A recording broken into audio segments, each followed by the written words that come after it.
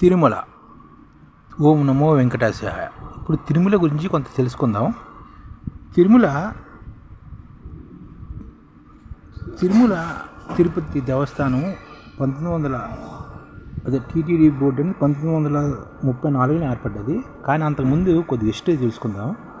ఇప్పుడు ఈ తిరుమల అనేది సముద్ర మట్టానికి 3000 అడుగుల ఎత్తులో ఉందన్నమాట.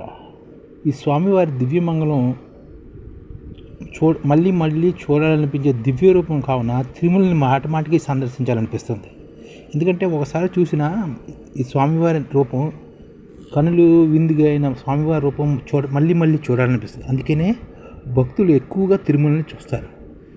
ఏడాదికి 365 రోజులైతే 470కి పైగా ఉత్సవాలు, ఊరేగింపులతోటి ఈ తిరుమల వీధులు నిత్య కళ్యాణం పచ్చ తోరణంగా ఉంటుంటాయి.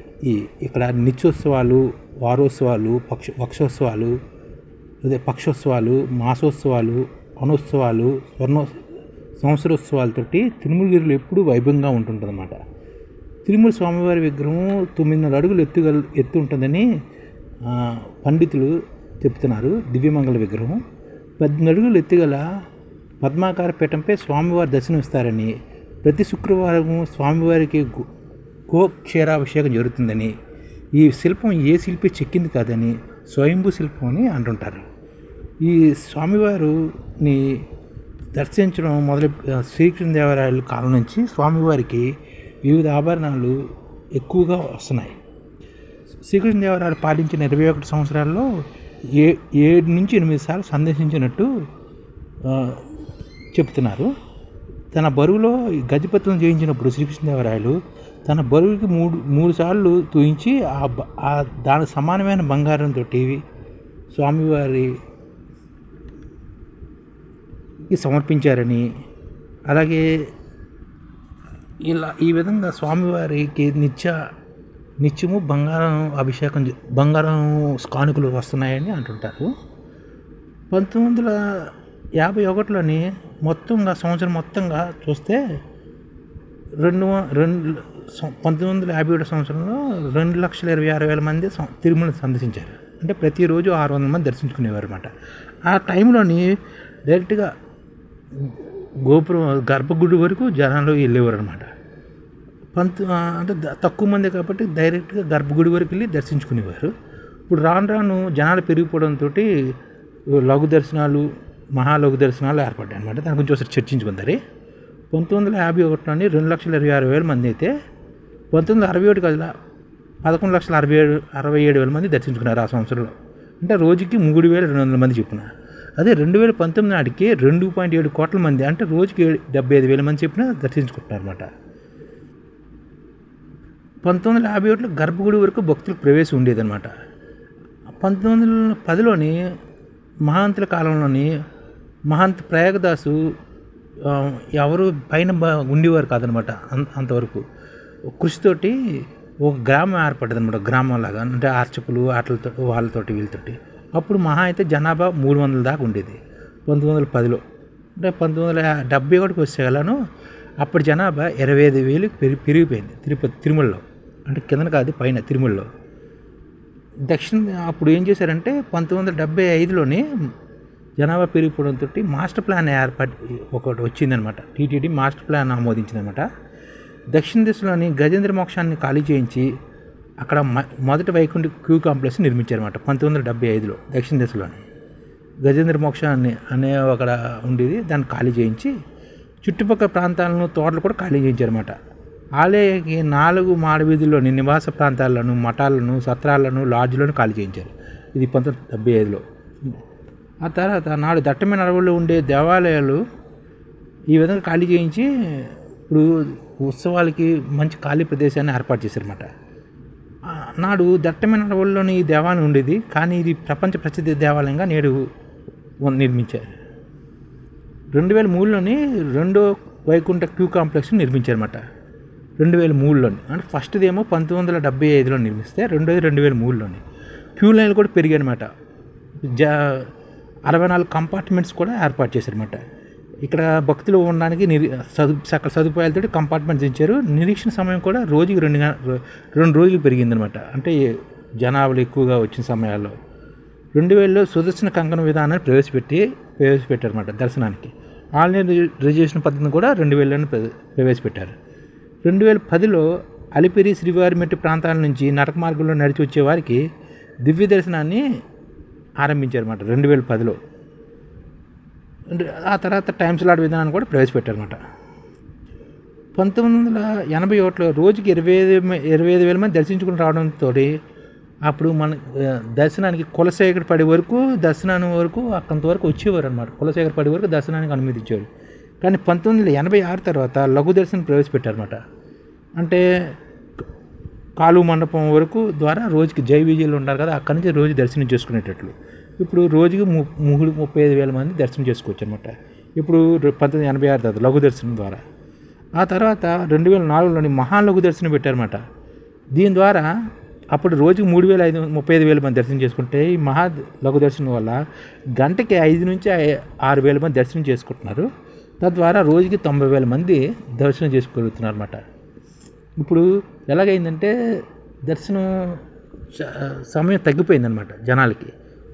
ఒకప్పుడు 600 మందే రోజుకి దర్శించుకునేవారు. అలాంటిది ఇప్పుడు రోజుకి 90,000 మంది దర్శించుకోవడంతో లఘు దర్శనాలు మహాలఘు దర్శనాల కింద అయిపోయింది.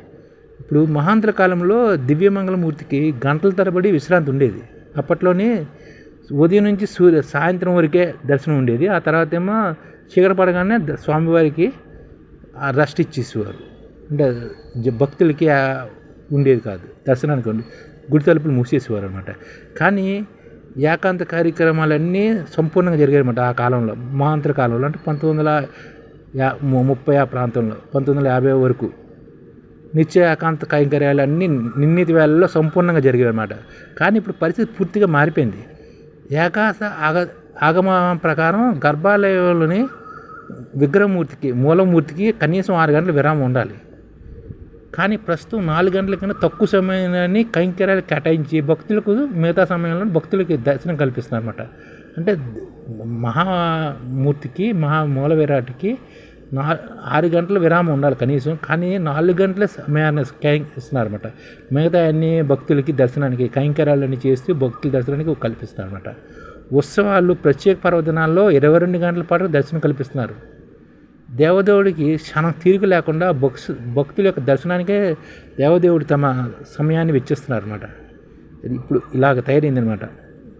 22 గంటల పాటు దర్శనం ఇస్తున్నారు స్వామివారు ప్రతి ఉత్సవాలు ప్రత్యేక దినాల్లో. 18 గంటల స్వామివారిని దర్శించుకుంటున్నారు జనాలు. అదేవిధంగా స్వామివారి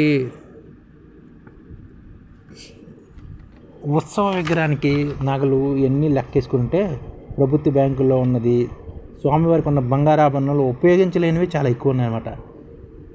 ఇవన్నీ తరగని ఆస్తి, స్వామివారికి ఎప్పటికీ తరగదు. ఏటికేటు పెరగడం తప్ప తరగడం అనేది శ్రీనివాసుడికి ఉండదు.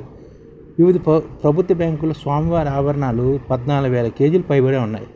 దీని విలువ లక్ష కోట్ల పైమాటే ఉంటుందని లెక్కలేస్తున్నారు. ఇప్పుడు 7 కిరీటాలు ఉన్నాయి స్వామివారికి. అందులో ఒకటి ఆకాశరాజు సమయంలో ఉంది, ఇది చాలా పురాతనమైంది. ఆ తర్వాత 3 కిరీటాలు పాతవి. ఇటీవల కాలంలో 4 కిరీటాలు ఇచ్చారన్నమాట. 2 కిరీటాలు డైమండ్స్ తోటి చేసినవి ఉన్నాయన్నమాట. అలాగే 18వ శతాబ్దం నుంచి ఆభరణాలు సమర్పిస్తూనే ఉన్నారు భక్తులు. గోమేధికు, మాణిక్యం, వజ్రాలు, వైడూర్యాలు, కంఠాభరణాలు, స్వర్ణ యజ్ఞోపదేశాలు, బంగారు వడ్డానాలు, నాగవన వడ్డాలు, దశావతార వడ్డానాలు, గంటల మొలతాడు, సూర్య కటారి, సహస్రనామ హారము, తులసి పత్రహారము, స్వర్ణ పీతాంబరాలు, నాగాభరణాలు, శాలిగ్రామ హారాలు, అందెలు, గజ్జెలు, నిత్యకట్ల ఆభరణాలు, ఇలాంటివన్నీ స్వర్ణపాత కవచాలు, ఇలాగా స్వామివారికి ఆభరణాలు ఉన్నాయి. అలాగే కేసీఆర్ గారు 5 కోట్ల విలువైన బంగారు ఆభరణాలు కూడా ఇచ్చారన్నమాట. అదే కాకుండా ఉత్సవమూర్తికి కిరీటాలకి చాలా ఎక్కువ ఉన్నాయి. ఉత్సవమూర్తి ఆభరణాలు కూడా చాలా ఉన్నాయి. ఈ మూల విరాటవే కాకుండా ఉత్సవ విగ్రహాలు కూడా ఉన్నాయన్నమాట. ఇప్పుడు స్వామివారికి ఇచ్చే ఆభరణాలు కొన్ని వందలు ఉన్నాయి. అందులోనే కొన్ని వీటిని పేర్లు చదువుతారు. నవరత్నాలు పొదిగిన పెద్ద కిరీటం బరువు 13 కేజీల 374 గ్రాములు ఉంది. బంగారు శాలిగ్రామ హారము 8 కేజీల 150 గ్రాములు. 2 కంఠప్రతారాలు 3 కేజీల 100 గ్రాములు. శ్రీవారి పాదపీఠం 2 కేజీల 869 గ్రాములు. వజ్రాలు పొదిగిన బంగారు కటిక హస్తము 8 కేజీల 127 గ్రాములు. 108 దక్షిణామృత బంగారు శంఖాల బరువు 6 కేజీల 100 గ్రాములు. బంగారు గొడుగు 5 కేజీల 530 గ్రాములు. వజ్రాలు పరిగిన సూర్య కటారి బరువు 7 కేజీల 420 గ్రాములు. ఈ విధంగా లెక్కలేసుకుంటూ పోతే కొన్ని వందలు ఉన్నాయి ఆభరణాలు. అందులో ఉపయోగించినవి ఎక్కువ, ఉపయోగించలేని తక్కువ. ఎందుకు చెప్తున్నానంటే స్వామివారి దగ్గర 1,00,000 కోట్ల విలువైన ఓన్లీ బంగారమే ఉన్నది. అలాగే ఇంకా బ్యాంక్ డిపాజిట్స్, అలాగే ఆస్తులు, వివిధ రాష్ట్రాల స్థలాలు, గిలాలు ఇవన్నీ లెక్కేసుకుంటే స్వామివారి తిరుపతి దేవస్థానం యొక్క విలువ దాదాపుగా 3.5 లక్షల కోట్ల రూపాయలు ఉంటుంది. ఈ ఛానల్ ముఖ్య ఉద్దేశం ఏంటంటే మన తెలుగు రాష్ట్రాల్లో 1 కోటి మందికి సంఘటిత రంగాల్లో ఏ విధంగా ఉద్యోగాలు ఇవ్వవచ్చు, కనీస నెల జీతం 30,000 వరకు ఏ విధంగా ఇవ్వవచ్చు, ఏ విధంగా చేస్తే ఉద్యోగాలు సృష్టించబడతాయో వివరిస్తూ ఈ ఛానల్ వీడియోలు వస్తాయి. అలాంటి వీడియోలు మీకు కావాలంటే మన ఐడిఎఫ్ భాస్కర్ ఛానల్ని సబ్స్క్రైబ్ చేసుకోండి. ఐడిఎఫ్ అంటే ఇండియన్ డెవలప్మెంట్ ఫోర్స్. ఈ వీడియోలు చూసిన తర్వాత మీకు నచ్చితే లైక్ చేయండి, మీ ఫ్యామిలీ మెంబర్స్కి షేర్ చేయండి, మరియు మీ ఫ్రెండ్స్కి షేర్ చేయండి. Thank you. నమస్కారం.